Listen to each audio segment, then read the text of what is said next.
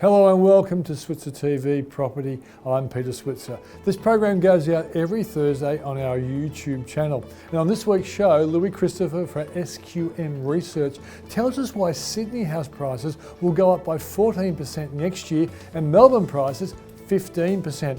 Then real estate agent Ben Collier from the eastern suburbs in Sydney says he's never seen a house price rebound as quick and as big as the current one he's seeing in his local area. And finally, Ross Lees of Centuria tells us why industrial property is set up for a really big boom.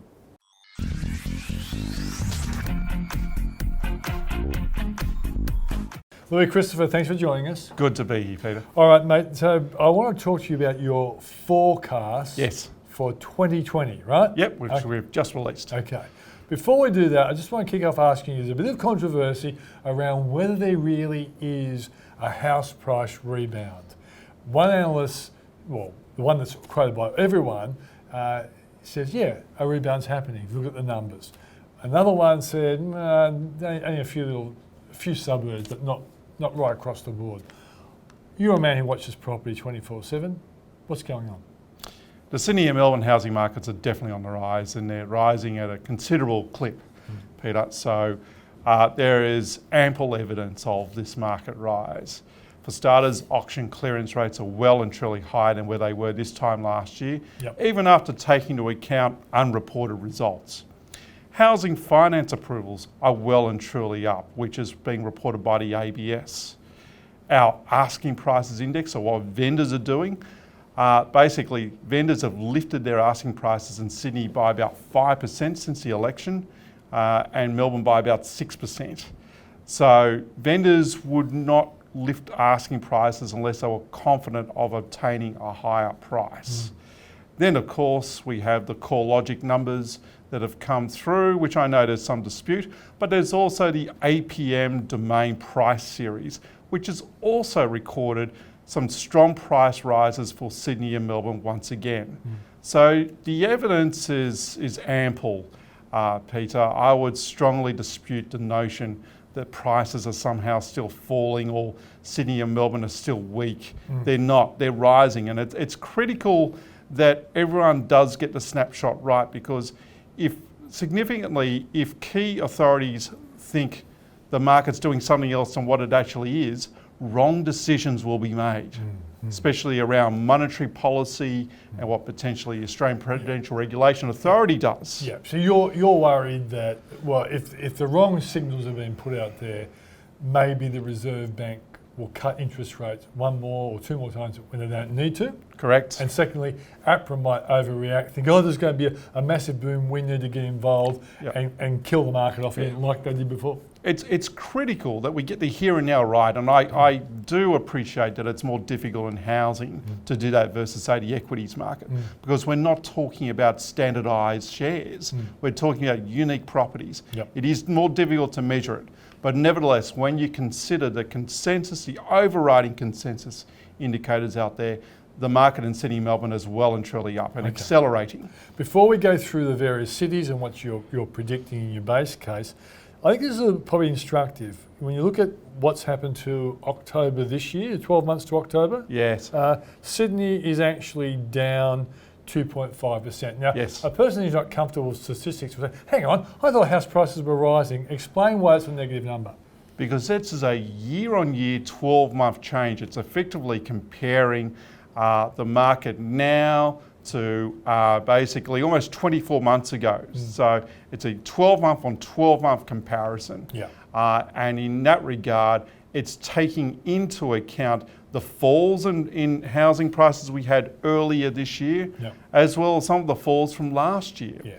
So the market has been rising on our numbers effectively since the election. So the bottom in the market was from the election. So there were a lot of negatives for house prices before. Correct. And the rebounds happened after that. Basically, the election took the market by surprise. The market was thinking for one moment that we were going to have capital gains tax increases and negative gearing change. All of a sudden, that wasn't on the table anymore. And subsequently, confidence in the market started to pick up. And you had APRA backing off on the loan percentage, that the interest rate cap for borrowers, and then we also had tax cuts, and we had the rate cuts. Correct. There's been multiple stimulus, Peter, and you've just touched on some of them. Okay, right. So let's run through it now, and I'm doing this without my glasses. Let's start with the biggie, Sydney. So our base case forecast is that Sydney dwelling prices are likely to rise 10 to 14% next year. That's a big jump, mate. It's a big jump. The reality is when we look at the data right now, the market is actually at that tempo now. So yes, it is a big jump. Let's consider what's driving those that price forecast. And it's the same for Melbourne as well, where our forecast is actually for an 11 to 15% rise. Huge. In these two cities, we're experiencing very strong population growth increases. Melbourne at the moment is running at 2.5% per annum, or effectively the city's expanding by 120,000 people a year. It's a huge number. Back in 2011, Melbourne crossed over about 4 million people. It's now 5 million people. It's grown by 1 million people in just about 8 years. That's a massive increase in underlying demand for accommodation. For 8 years, they've been telling us that the most livable city in the entire world, mate. Oh, I'm not going to even go there. You know, well, you don't go to Melbourne as much as I do. Yeah. On the radio, you can hear the world's most livable city. Absolutely. Sydney's population growth has not been as strong, but it's still been very strong, running at about 1.7% per annum. Now, that's still been the case for 2019, and according to the ABS estimates, it will be the case again next year in terms of that very strong population growth rate, predominantly driven by migration. Now, let's mix that in with the fact that we've just had some rate cuts, some fairly significant rate cuts at that as well. Let's also mix into the equation the loosening of lending restrictions by APRA, which has been occurring effectively since late 2018. On top of that, the tax rate cuts. Okay, all these factors are stimulus for the market. What about Trump and the trade deal? There's a confidence work. You know, if business feels more confident, I guess they're hiring more. That's going to be another plus rather than a negative. In our view, it is a plus, and we've actually factored this into our forecast as well, Peter. So we believe that Trump's going to try and orchestrate an equities market rally in 2020. He'll do that by trying to maintain a deal with China and not let that break down. And if he does manage to hold that deal before the election, we should see that equities rally. And with that, of course, more confidence in the global economy. This will actually positively affect Perth and Brisbane, we think.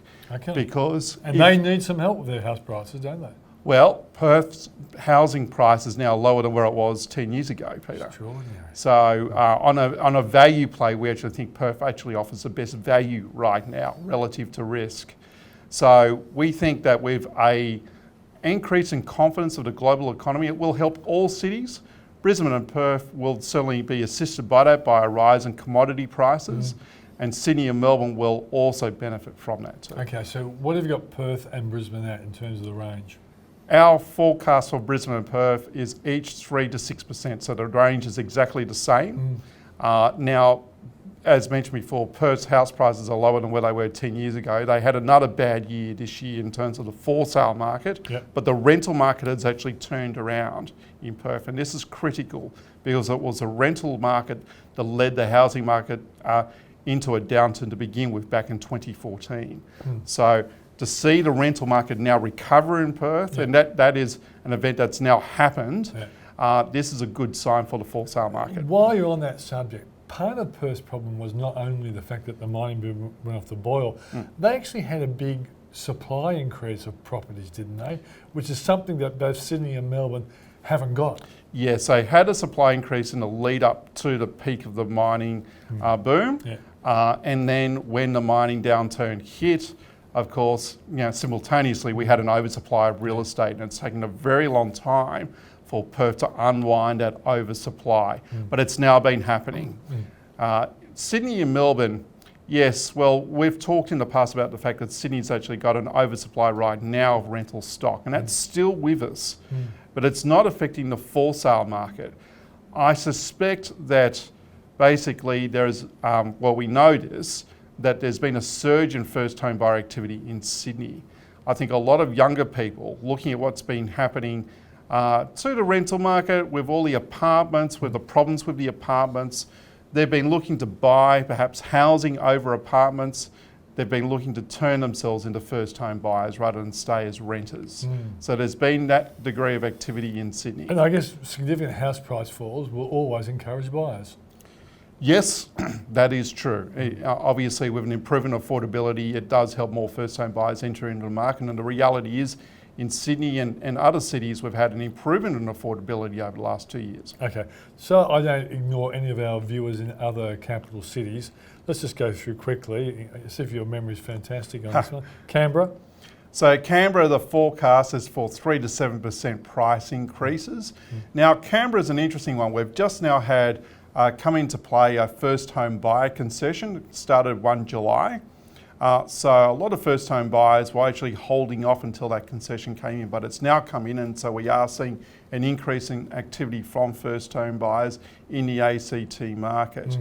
On top of that, it appears as though population growth rates in Canberra are actually increasing. Their education sector has been rapidly expanding in the ACT market. That combined with the fact that the local economy has been rebounding and improving, we think that is in part as a result of increased federal government expenditures. And I think once the federal government does get their budget surplus, they may well ratchet up the spending once again for FY22. Let's hope so, mate. Let's hope so. Hobart's been a rip-roaring city. Will it keep on going? We think there's one more year in it, but I got to say, most of the easy gains have now been had for Hobart, and we've actually been stating in our report for investors potentially take profits there. So, yes, prices may well rise next year, but that probably should be it. Now, Adelaide tends to be just a sneaky little increase all the time. What's happening there? Yeah. So we've got the forecast down as an increase of 1 to 4%. Okay. Adelaide has been flatlining for a very long time now. It's been struggling somewhat with the economy.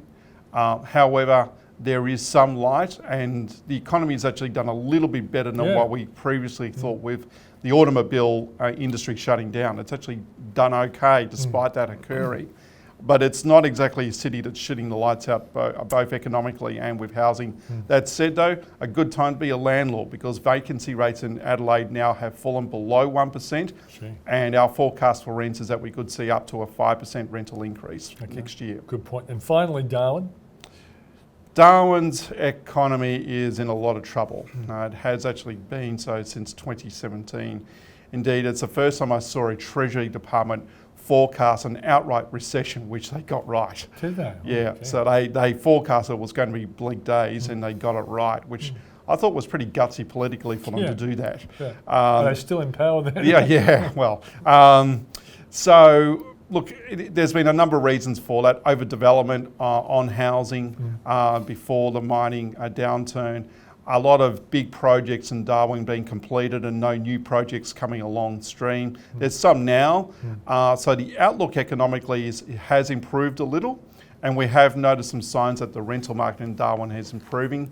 But the for sale market, well, there's a lot of surplus stock there still, and that's going to take time to absorb. All right, before we finish up, when you start your tough job in trying to forecast, do you start with, do I think there's a recession out there that could really derail house prices?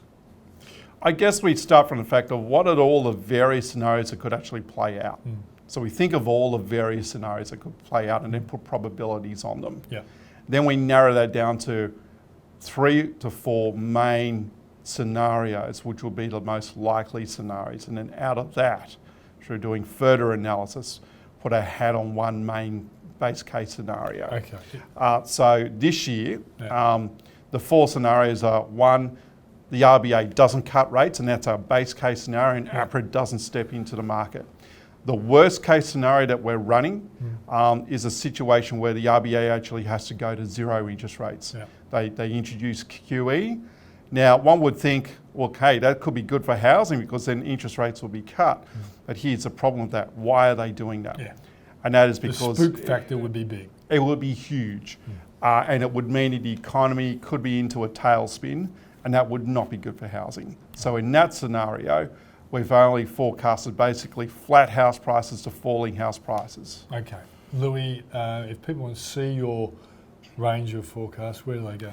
I'd come to our website. It's called the Housing Boom and Bust Report, and it's on the front page of our site, and we're selling for fairly cheaply at $59.95, I think the price is. Yeah, it's SQM Research.com.au. Thanks very much. Thank you. That's Louis Christopher, of course, from SQM Research.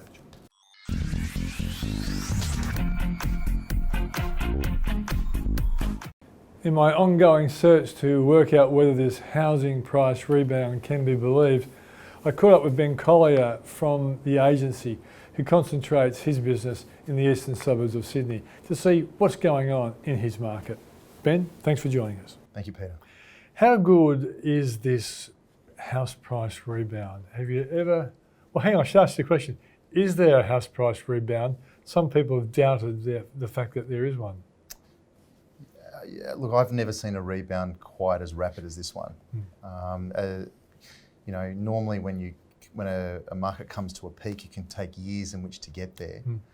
But pretty much a lot of the losses that we've experienced in my market, say over the last 18 months, 2 years, has pretty much come back to being squared from where we were within the last 3 to 4 months. So if something was, say, selling for 3.2 and it dropped to 2.7, you know, during the 17-18 period, are you saying it's crept back to 3.2? Pretty much, yes. And there's a few reasons why that is. One reason is due to the lack of supply. Yeah. I'm unsure why, but at the moment, a lot of people seem to be content to stay put. But at the moment, that's pretty much what we're experiencing within the market. Okay. Your area, because you're in the eastern suburbs of Sydney. Yes. There's a genuine supply problem there because it's harder to actually increase the availability unless it goes up in the sky. Yeah, well, that's been well documented over the last few months that we're at record supply lows at present. Again, I'm not sure as to why that is, whether it's due to the lack of space, as you mentioned, but at the moment, that's what we're experiencing. Are there apartments being built that will add to the supply, and will that help the supply, or it's insufficient?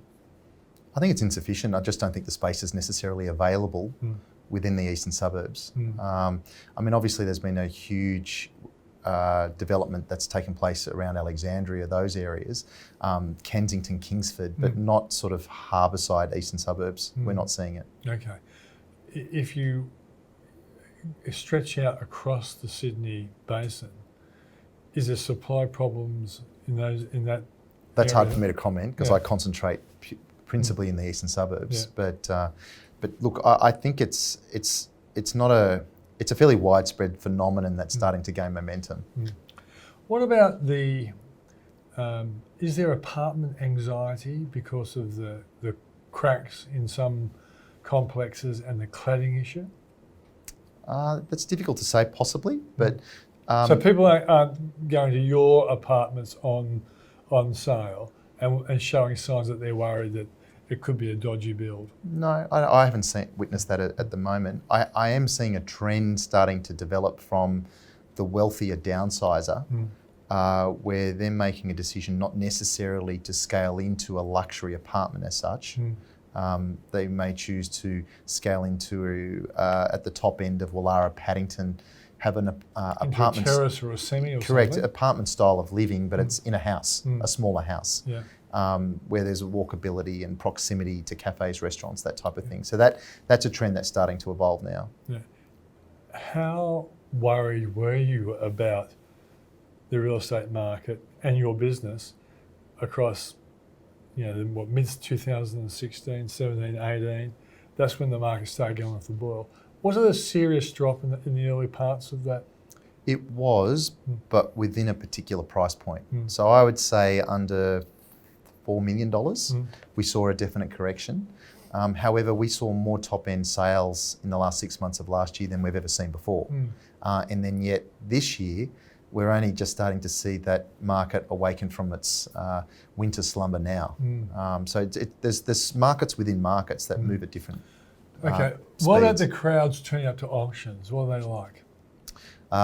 They were pretty thin as of 4 months ago, but over the last 4 months, there's a lot more depth as we're progressing. And again, I think a lot of agents, we're expecting a decent level of supply that hasn't happened. And so that's created a level of anxiety. Okay. Have you tried to work out why it hasn't happened?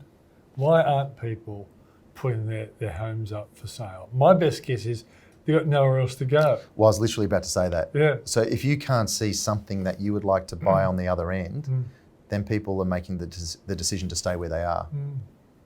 So therefore, does it mean that your business is threatened by this inertia and lack of supply? That's a really good question. I haven't thought it like quite I know, in those terms. it's never really been a big issue. You've always seen reasonable turnover, but all your colleagues in the area tell me the same thing. There is a definite supply problem, and the people who you'd like to deliver the supply have nowhere else to go. Look, one thing I know to be true, there's always going to be a desire by someone to scale into a larger home. There's always going to be a need for someone to scale out of the family home into a smaller property. There's deceased estates, unfortunately. There's marital separation. So there's always going to be that level of turnover. But yeah, look, I'm quite fortunate. I've been quite consistent over the last few years in varying markets. But I think the industry as a whole is pretty top heavy with agents. So unless you've got form, then you may struggle a little bit. Okay. Now, this is a really hard question, Ben, but you wrote it. The 10 things a home buyer should do before the end of the year. Can you remember those 10 things?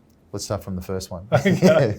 In fact, I got asked a question for my new book when I was on the ABC last week. And they asked me the 12 things you need to prepare to build your wealth. And I couldn't remember them. I wrote them. I couldn't remember. Yeah. Can you remember those 10?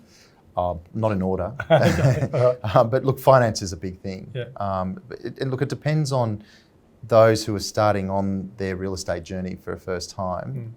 They're a little bit inexperienced and maybe a little bit naive to the process, naive dealing with agents, those sorts of things. But certainly one should start that process with a degree of legwork and ensuring that your finance is in place and that you've got a very clear understanding as to what the parameters of your finance approval is. Then there's going to involve a degree of legwork. Just because, and this probably leads to my next question, my next point as well, is just because something isn't necessarily visible online doesn't mean that it's not necessarily on the market.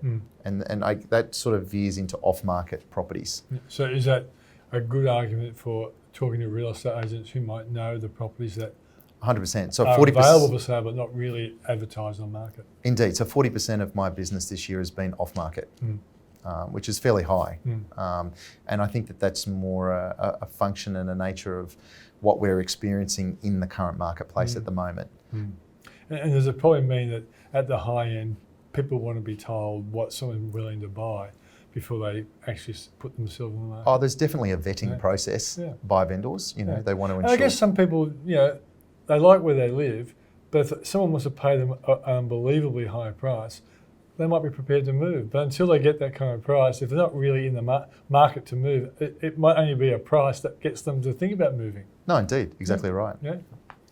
All right, that's 2. 3? Buyer's agents, I think, was another one. Okay. Yeah. So again, Are they good? They are very good. Look, buyer's agents help those who may be time poor, for example. They're very busy at work and they have a need or a desire to scale into their next property or even an investment property, but don't have time to deal with real estate agents and sifting through the various properties that come available on a weekly basis. So they may engage the use of a buyer's agent who will do all of that sifting for them and do all the running around and due diligence as well. Okay. And that's very helpful for someone that may be not that confident in having an understanding as to values, those sorts of things. And that's where a buyer's agent can really assist through that process. Number 4? You might have to help me now. Well, I haven't gone here as well. But what we will do is we'll actually get them and put them on screen and we can link it to it. We'll get the story and put it on our website. How's that sound? Yeah, Okay. All right. So we'll finish off with it. I've done apartment anxiety. You did a story on the rising length of home ownership. We've kind of covered that, haven't we? Or are there any other issues around that? Oh, look, under a certain price range, you have a lot more turnover because, someone, I guess, gone are the days when our grandparents... Well, I'll ask a question. Yeah, sorry. All right, I'll ask a question. Okay. You wrote a story about the rising length of home ownership. So tell us what you're trying to say there. So initially, our grandparents who would have bought a house, they would have stayed there happily ever after, even after their kids had all left. Then we've started to see people where there's more likely to be anywhere between 4, 5, possibly as many as 6 properties in their life cycle in terms of scaling up and on the way back down again.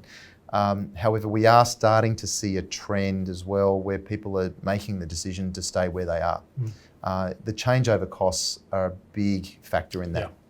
So stamp duty, agents' costs, those type of legals as well play a big factor in this. So they may then they may be in a 2-bedroom terrace, they may choose to extend into an attic space to turn it into a 3-bedroom house and stay put. And I guess one other area that is a part of the new age setting is APRA really made it hard for property investors. They kind of reduced their activity. Are they coming back? It's loosened up a little, but it's still approvals can take. I've got 3 deals pending right now. That it's taken some in the realm of 7 to 10 days where we're sitting on the fence waiting for it to be rubber stamped. So we have an understanding as to where the buyer's willing to pay. We have an understanding that the vendor was more than likely willing to accept that. But we're sort of in a holding pattern until that approval comes through. Okay. Ben, thanks for joining us. Pleasure, mate. Thank you so much. See you soon. Ben Collier from the agency. Yeah.